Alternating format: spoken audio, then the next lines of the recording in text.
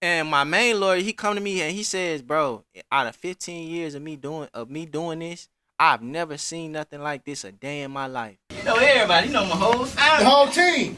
God. 100. 100. Double salute. Wildlife 100. Wildlife 100. I've been in the trap every day, I don't get much sleep. Wildlife 100. Something so real, so real, you can feel it in your knees. I need something like you, do you need someone like me? What's moving, everybody? Hey, man, you already know what's going on. I'm back again with another crazy story, man.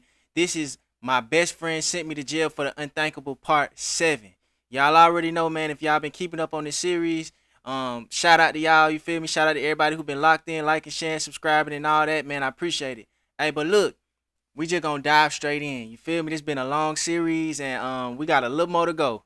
You know what I'm saying? So look, I'm gonna just give y'all a little backstory for those of y'all who may have forgot, or some of y'all that might be new. If you're new here, man, go watch this from the beginning, and go watch I Robbed the Plug part 1 through part whatever that's on too. You feel me? Because it all connects. So a little backstory. I ended up robbing somebody. I ended up catching my lawyer. We ended up going to court. My lawyer told me straight up. He said, hey, man, with this little $5,000 y'all gave me, I'm not going to trial. You feel me? If you decide to go to trial, I'm not going to take your case, pretty much.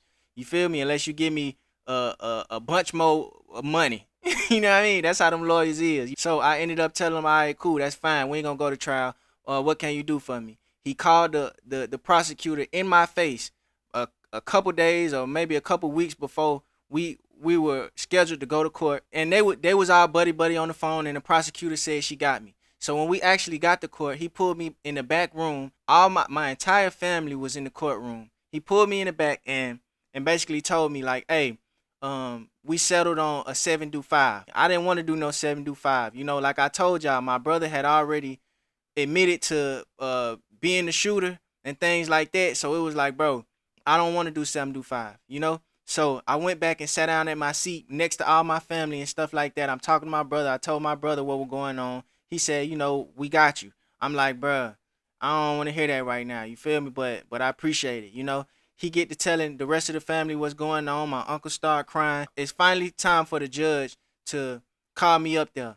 Except she wasn't supposed to call me up there that day because it just so happened that my case wasn't scheduled for that day. And how I knew this was because she called everybody in the courtroom, and she wondered why there was so many people left in the courtroom on the left side. And my lawyer, well, my lawyer's assistant, because remember I told y'all my lawyer had done stepped out. I don't know if he went downstairs. I don't know if he went down the street. I don't know if he went to lunch. I don't know what he did. You know, I think he just had this pretty much sealed up. I was finna sign my life away, and that was just gonna be it. So he sent in an assistant lawyer. So my assistant lawyer tells the judge, like, hey, all these people are for him. This should be your last case of the day. Come to find out, we weren't even scheduled to come in today. Like I told y'all, my lawyer, my main lawyer, he sped up the process to just get it on over with. You know, he got my little $5,000, and he was like, man, let's just be done with him. You know, he gonna, you know, let's get him to sign the paperwork, basically. So the judge is like, all right, well, this is the last case for the day. Let's do it. First, let me tell y'all about the girl that actually, my backdoor chick. My backdoor chick, she just so happened to be in court with me also, right? She ended up getting sentenced before me. And the crazy thing about her getting sentenced before me was she sat there. The judge didn't like my backdoor chick on everything. Before she sentenced this girl, she said, man, look, you done lied in this case. You done told on everybody in this case. The judge didn't even like no snitch. Straight up. And shout out to Judge Barry. I had a black judge. She was a black woman. She had dreads, beautiful woman. You know what I'm saying? Come to find out, it was a blessing to have her. She looked at me and my brother. My brother was in there too. We all just so happened to be getting sentenced that day. She looked at my brother and she looked at me, and as she was sentencing my backdoor chick, she told her like, bro, you lied on everybody. You told on everybody. You were just a snake in this entire case. She just kind of cut her down, bro. She cut her down right before she sentenced her because she wanted to give her more time. She ended up only giving her 3 months, which maybe she only did like a month of that and got out of jail for. Because when you pick county time, you only got to do a third of your time. You feel me? So she ended up getting her time, and I don't even think she went in that day. I think she was able to stay out for the weekend, get herself together and all that like that, and then turn herself in that Monday or something. She ends up leaving. Then they called me up to the podium. Cause I forgot to tell y'all about my little backdoor chick. I forgot she was in court with me.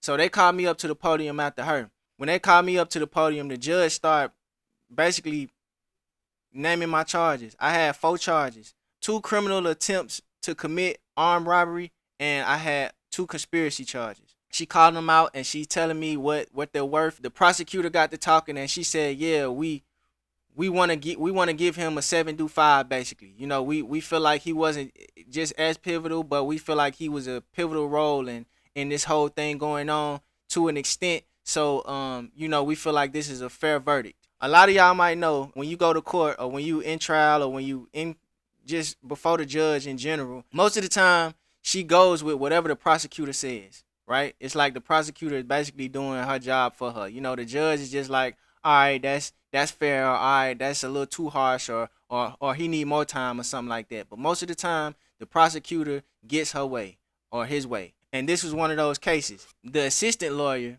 standing right next to me, next to the podium, right? And before we walked up there, the assistant lawyer tells me in my ear, "Hey, don't say nothing to the judge. You know, just let me handle everything." As the prosecutor is telling the judge what it's gonna be, they look at my lawyer and they ask my lawyer, "Does he have any issue with that?" You know, my assistant lawyer. And my assistant lawyer, he was a chubby guy. He was like he looked like a public defender too. His suit was too big for his body. You know what I'm saying? His shoes too big. You know how that go. You feel me? They don't be coming for real to help nobody. You know. His reply to the judge and to the prosecutor was, "Yes, that's fine with me. My client has already agreed to this, and we ready to end this now." Right? So I didn't like that. You know, me personally, because I'm like, don't say nothing. What I didn't. First of all, I didn't even know I was allowed to say something. When he told me not to say nothing, my wheels started turning. Like, oh, I'm allowed to say something. You know, like why would you want to silence me on this podium in the first place? You know, if I could say something that could help any of our cases, like, you supposed to be fighting for me, fool. Like, if I can help me help us, then what's wrong with that? So the judge is like, "Okay, well, let's sign the paperwork." Now, for those of y'all who don't know, you got to sign paperwork. It's basically signing your life away. You feel me? It's like they give you some paperwork that basically says, "I'm signing myself away to do this amount of time," you know, in the detention center or whatever the case. So she hands down the paper. She gives the paper to my lawyer. My lawyer gives the paper to me. I look at the paper for a second, and I already knew what it said because she just explained it to me. You know, that's part of her job also. Before she gave me that paper, she ran down everything. I looked at the paper and I looked up at the judge, and I didn't want to sign it. You feel me? I just didn't feel comfortable signing my life away. So I moved the paper over a little bit and I asked the judge, "Hey, can I talk to you for a second?" The judge looked at me in confusion, like she never seen nothing like this before. She never heard somebody ask to speak to her. So she said, "Okay, that's fine." So as I'm gearing up to talk into the little microphone, because y'all know it's a little microphone on the podium, I'm gearing up to say whatever I'm finna say on the microphone. My lawyer, my assistant lawyer, cuts the microphone off on me, bro. And Slick got aggressive with me. He turned to me and he was like, "Hey, man, this wasn't in the plan. Like, don't say nothing. Listen, and if you say anything else, I'm not with you no more on this case." So immediately that irritated me. So I'm like, "All right, whatever, fool. I'm not even talking to you." You know, this is exactly how I responded to him. So he cut my microphone off. But after he cut my microphone off, before he allowed me to speak, he stepped in the way and he said, "Hey, Judge, whatever he says ain't got nothing to do with me. He's choosing to speak without representation, and you know, I'm not responsible for anything that he got going on." Man, I looked at that man with the craziest face, fool, and I know I couldn't just say too much because I'm already in deep water. You know what I'm saying? So I looked at him and I looked at the judge, and he cut the microphone on, and I said, "Thank you, bro." You know, cause I was just done with him. You know, at the end of the day, and in that moment, I learned, like, it's no point in fighting everybody.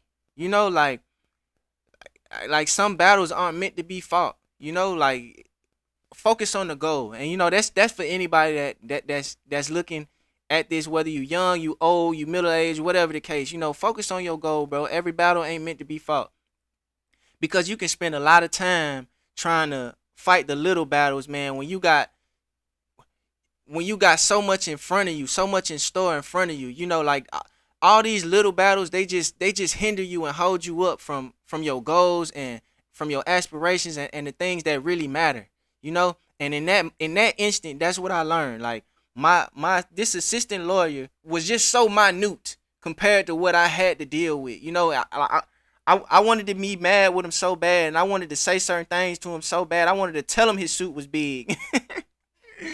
You know, but it was like, man, let me focus on the judge. So he cut my microphone on, and I told the judge, I said, listen, I know what I'm in here for, and I know it looked bad, but I don't want you to see me as just a number on the docket, right? I'm a real person, and I don't know if you have sons or a daughter or anything like that, but I'm just a young black man, real talk.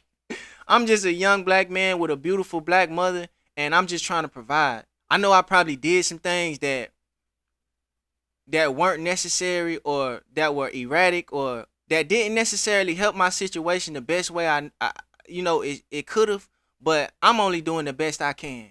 You know, I'm doing the best I can with what I know. I ain't got no daddy. My mama at home, she struggling. She got 2, 3 jobs. I'm just trying out here, Judge. And that's no excuse for any wrongdoing. But at the end of the day, don't punish me for my lack of understanding. Don't punish me for growing up having less or knowing less or understanding less, because I'm so much more than just that. I'm so much more than who you see in this courtroom. I'm so much more than just a criminal. And I started crying at that point. You know, I really gave it. I really poured my heart out. You feel me? On everything. I wish I could remember everything I said that day. You know, but it was so touching. It touched me. You know, because my objective wasn't to finesse. You know, at that point in time, I really meant everything I was saying. It was like God put the words in me to just flow.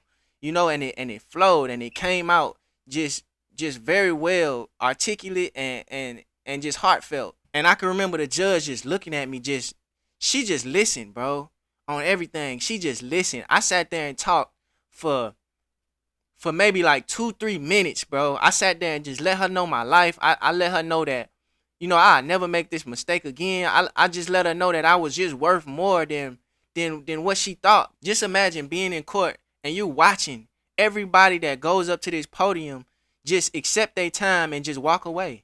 Just accept what they feel like they time is worth and just walk away. Walk away and take it. I wasn't about to just give these folks my life, bro. I felt like this was my last chance and I was gonna speak on it, you know? And I remember she was just staring me down. I didn't know if she was mad at what I was saying. I didn't know what was going on. You know, she just wouldn't lose eye contact with me. And I appreciated that so much because I meant every word I was saying. I wanted her to look in my eyes, you know, and I wanted to look in her eyes because I wanted her to understand, like, I know I messed up, bro, and I never mess up again, you know. And I know that's kind of hard to understand from a criminal, you know, looking at this paper and understanding what I did or what this paper say I did. But if you just give me a chance, I know I will never let you down, you know. And I'm a loyal person, you know, just as loyal as I was in the streets. I'm loyal to everybody, you know. And I just wanted the judge to feel that, to see that, to understand that in my words at that point in time, in my body language and everything. And my last statement, I'll never forget, my last statement was, listen, just don't throw me away. You feel me? Whatever you do, just don't throw me away. Whether you give me time, whether you don't, whatever the case, just I'm worth more than that. Don't throw me away, because it felt like everybody else was in that courtroom was getting thrown away. It felt like everybody else was getting thrown away and they was just taking it. Like their life didn't matter, you know? And like I told y'all, I was holding back tears. You know, I'm saying just don't throw me away. I said it like 3, 4 times, holding back tears. And I just so happened to look up and the judge was looking at me. Her face got even meaner. And then next thing you know, she just bust out, started crying, fool. She bust out, started crying. She got up and she ran out the back door, bruh. She ran out the back door, bruh. I said, what is going on here? But I couldn't I couldn't necessarily react to it because I was emotional, you know. I didn't feel like, oh, I got her now. I didn't feel like, oh, I tricked her, or I didn't feel like, oh, I'm finessing. I didn't feel like any of that. I felt like I had just spoke my heart. I felt like Martin Luther King, fool. I felt like I just told her I had a dream, and I gave her the whole rundown. You know what I'm saying? Straight up. So I'm sitting there. I didn't even really understand what was going on because I'm sitting here crying. You feel me? I'm at the podium trying to hold my stuff together. She done ran in the back. My assistant lawyer come walk up to me and he said, "Whoa, I think we got her. I think we might have broken this case." I said, "Bro, leave me alone, bro." I said, "Bro, leave me alone, bro. You weren't with me this whole time. Get off my nuts, bro." Basically, you know what I'm saying? Leave me alone, fool. Like I'm in this by myself, you know? And maybe 60 seconds, 2 minutes later, I end up he like, all right, whatever, okay. You know, he was still, cause this is part of his reputation. You know, this case is gonna go on his docket. You know, like me beating this case or me getting a better outcome in this case is only gonna look good for them. So he like, all right, cool, say no more. You know, but I think we got him. You know, like he still was coming at me like I'm trying to finesse or something. I'm like, bro, I don't care nothing about that, none of that. Like, get out of my face, fool. Like I just played my case for real. Like, you ain't do nothing for me. So within about two minutes, I'm looking around, bro. The prosecutor, it's a white lady, bro. She was a dog in the courtroom on everything. I watched her give folks life. I watched her give folks 10, 15, 20. I watched her give folks real time in that courtroom before I had to stand on that podium. And I looked over, bro, to my left, and she was crying, bro. The prosecutor was crying. If y'all know anything about the prosecutor is the one that prosecutes you. The prosecutor is the one that sends you up, you know? They not supposed to have no feelings. You feel me? So I looked over and she was crying, bro. I'll never forget that, bro. And that's when it started hitting me. This is ground shaking. You know, like the prosecutor in here crying, the judge ain't even in her seat because she went in the back. She had to go gather her feelings.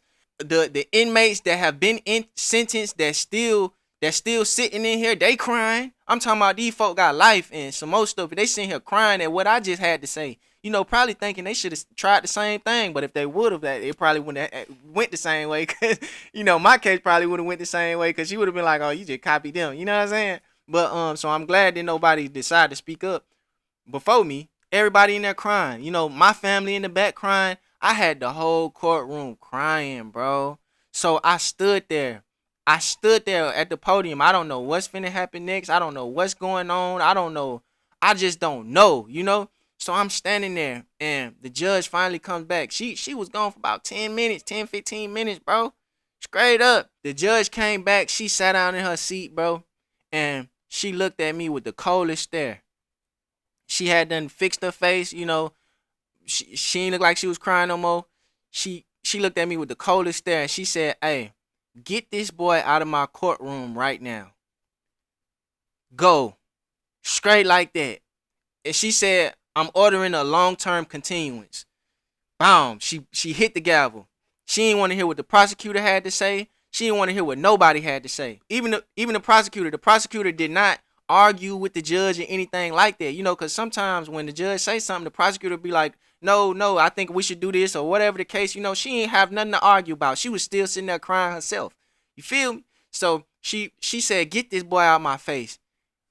Long-term continuance, hit that gavel."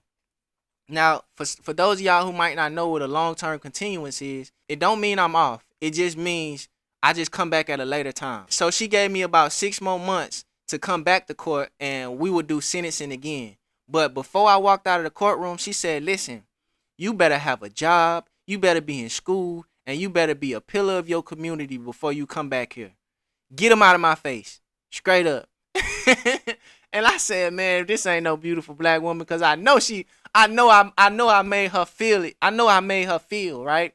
But she couldn't show that I made her feel. So she just came back hard. You know what I mean? And I accepted that because I got a black mama. You know, y'all know how it is. Cool. Good, what's up? Cause you at home, bro? I'm about to pass you. I was just trying to grab some off you real quick. Yeah. Alright, I'm pulling up. Give me about 5 minutes. All right. So she give me a long-term continuance. I'm like, all right, bet, I got you. I walk out the courtroom. When I walk out the courtroom, my main lawyer is outside the courtroom. He was waiting the whole time. I don't know if he thought I was finna go to jail, but I surprised him when I walked out. He said, whoa, like, what's up with this? My assistant lawyer is giving him the rundown because I'm still a little teary-eyed. And my main lawyer, he come to me and he says, bro, out of 15 years of me doing this, I've never seen nothing like this a day in my life. You are blessed. You feel me? But I ain't want to talk to him neither. You know what I'm saying? I just felt like didn't nobody have my back. I went out out that courtroom. I called my mama. My mama was so happy. But we still had to deal with court. I wasn't off the hook. This was just a long-term continuance. So within that 6 months time, I ended up getting into school. I got me a job, and I actually went to school for HVAC. I only went to school for HVAC for about a month or two. I ain't really just learned nothing before I had to go back to court. But I definitely went to court with my school uniform on, my school badge, and everything else. So when I got to court after the long-term continuance, the judge say, all right, so I already know what I'm gonna do with you. 5-1. I'm like, all right, well, can I come back on Monday and serve my time? And she was like, no. I said, well, listen, I got a test tomorrow. I'm trying to play the studious role. You feel me? On everything. I ain't even want to be no student, but I'm like, bro, I got a test tomorrow. This is 80% of my grade. You feel me? I'm trying to make it sound good. She said, listen, bro, I really rocked with you in this case, and you are not finna sit here and bully me at this point, So I said, all right, bet. Say no more, So she even gave me the choice. She said, you got 5-1, 5 years on probation, 1 year in jail. Do you want to do a year or do you want to do 12 months? At that point, I'm like, hey, I'm asking all the questions. I'm like, what's the difference? Come to find out, and it's some game for anybody who need to know or anybody who need anybody else to know. 1 year is prison time. And if you go to prison, you're going to do just about 90-80% of your time. If you do 12 months, that's county time. And you're going to do a third of your time in county. So I only ended up doing 9 months or, 3/4 of your time in county. So I only ended up doing 9 months with time served from the 3 months that I did prior, right? So she breaking down the months and all this stuff to me. So I'm like, all right, give me 12 months. Most people don't want to do the 12 months because they don't want to do county time. It's more freedom in prison. But me personally, I'm like, bro, I don't care nothing about no freedom. I'm trying to get home as soon as possible. I got stuff to do. I done seen, and within this 6 months of in this continuation, I done seen life for what it is. I done seen life in a different light. I done seen life legally, without having to rob and other stuff like that. She sentenced me, bro. She sentenced me, and I had to leave court right then and there. My mama, she ended up coming to court that day, so she seen me go off. I had to leave court right then and there and start serving my time. And guess where they put me, y'all? Back on the 7th floor, man. Hey, and it was even more biting this time. I'm talking about for real, for real. Then I had to do a whole nother 6 months. I had to double up from that 3 months that I did. So I really had to get acclimated to this time in on the 7th floor. This time I was 7 Northwest again. They put me up there with all the bloods, bro. And my bunkmate just so happened to be the top blood in the jail, bro. And y'all already know what I claim. You know what I'm saying? So look, hey man, y'all make sure y'all drop part 8 if y'all want part 8, man, life in the county. Because I got a couple good stories in the county. I wasn't in there too long. Like I told y'all, I did my little 6-month bid, you feel me? But it was a little exciting. I ain't gonna lie. Straight up. Yeah, I got into some stuff, Other people got into some stuff. I seen some stuff. For real. It was like going to the county this time on the 7th floor was a little more hectic. You know what I'm saying? I don't know what was going on this year. You feel me? I think because it was like towards winter or something like that. It get hectic towards wintertime, I guess. But hey man, y'all drop part 8 in the comments, man, so I can give y'all part 8, man. And that's part 7 right there. You feel me? But look, I appreciate everybody who been locked in with me, man. I love y'all, the commenting, sharing, and all that stuff like that. You feel me? Drop that part 8 so we can get in this part 8. And guess what? We finna start a whole nother series the day I started trapping. Cause for real, when I got out of jail, fool, after that 6 little months, I tried to be legit for like a couple years. You know, because I was on probation and stuff like that, but I had to jump in the game. You feel me? This time it wasn't no robbing though. I took trapping all the way, fool. Straight up. I'm talking about all the way. You know what I'm saying? And I'm gonna give y'all that story next. You feel me? So be on the lookout for that. But drop part 8 in the comments so I can give y'all the rest of this story, because both of those are gonna connect also. Me trapping, you know, the day I started trapping and all that, the day I jumped back in the game, it's gonna connect with this story also. So, you know, drop part 8, and I love y'all, man. Make sure y'all like, share, subscribe, and until next time, 100.